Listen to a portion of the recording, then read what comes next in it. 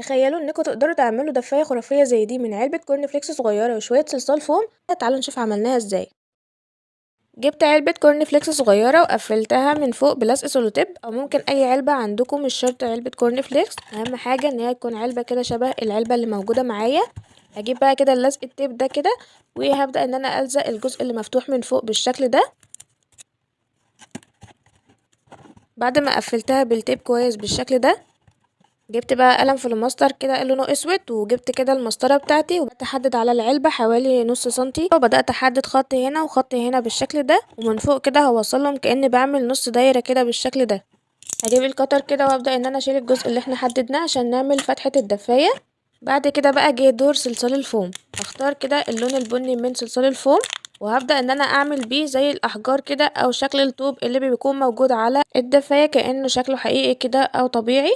شكلت كده واحدة قدامكم وعملت مجموعة كده علشان وقت الفيديو، وكمان عملت الاخشاب اللي هتتحط جوه الدفاية.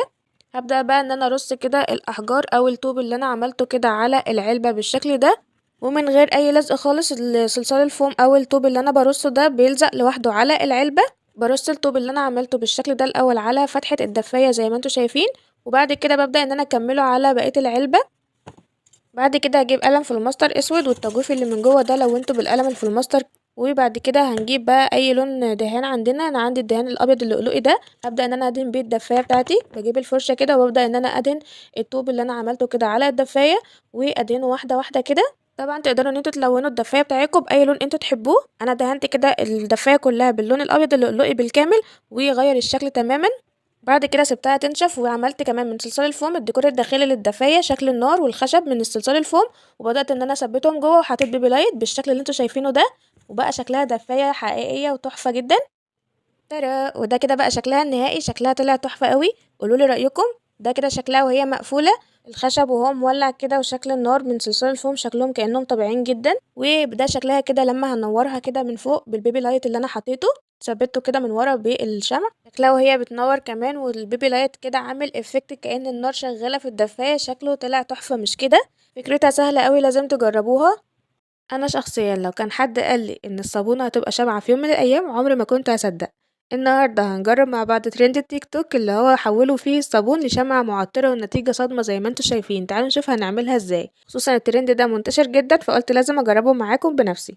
جبت صابونة ايد عادية اي نوع انتوا تحبوه مش شرط لوكس، وهنجيب عود من اعواد تنظيف الاذن او اللي هو الكيوتيبس، واهم حاجة ان الجزء اللي في النص ده يكون خشب مش بلاستيك، والعود ده هيكون مكان فتيل الشمعة. هنجيب بقى الصابونة كده ونطلعها من الورقة بتاعتها بالشكل ده. وهنا نوع الصابونة اللي معايا مش محتاج ان انا اعمل له قاعدة لان هو ليه جزء كده يقف عليه زي ما انتوا شايفين كده. وهنجيب العود ده كده وهنشيل جزء منه بس، هنجيب بقى كده بالمقص نشيل الجزء ده او بايدينا كده زي ما انا عملت، وهنبدأ بقى ان احنا ندخلها كده جوه الصابونة بالشكل ده. لو ما دخلتش معاكم كده بسهولة زي ما انا عملت كده، هنجيب بقى اي كده عود شيش طاووق او اي حاجة كده معدن عندنا تكون رفيعة، وهنبدأ ان احنا نعمل فتحة كده للعود بتاع تنظيف الاذن ده عشان ندخله جوه الصابونة.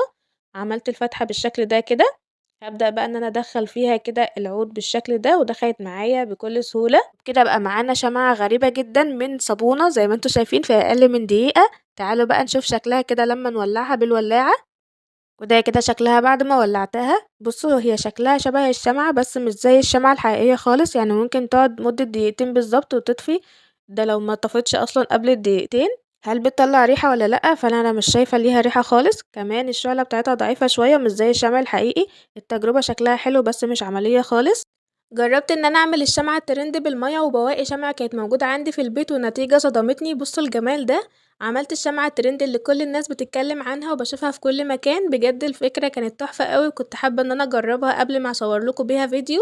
بجد النتيجة فاجئتني وحبيت ان انا اوريها لكم عشان لو انتوا حابين ان انا اصور معاكم فيديو زيه، من شوية بواقي شمع قديم وشوية مية وحاجات بسيطة جدا موجودة في اي بيت زي جليتر، توك قديمة، ورد صناعي، اي حاجة كانت متاحة عندك. مش شرط اللي انا حطاها خالص، ومن غير اي تكلفة بجد هيطلع شكلها تحفة جدا. ولو بتحب الاشغال اليدويه ادخلي شوفي باقي الفيديوهات على القناه بتاعتي عالم اسراء DIY، هتلاقي افكار بسيطه وشيك جدا تقدري تعمليها بايديكي. ولو عجبتكم فكره الشمعه النهارده وعايزين تشوفوا طريقه خطوه بخطوه، اعملوا لايك للفيديو ده، ولو لقيت الفيديو وصل لاكبر عدد من اللايكات اوعدكم ان انا اعملها معاكم بالتفصيل، وهعمل معاكم كمان افكار تانية من الشموع حلوه جدا. اهم حاجه ما تنسوش تدخلوا على القناه وتتفرجوا عليها كده وتاخدوا جوله علشان تشوفوا باقي الافكار اللي انا منزلاها على القناه.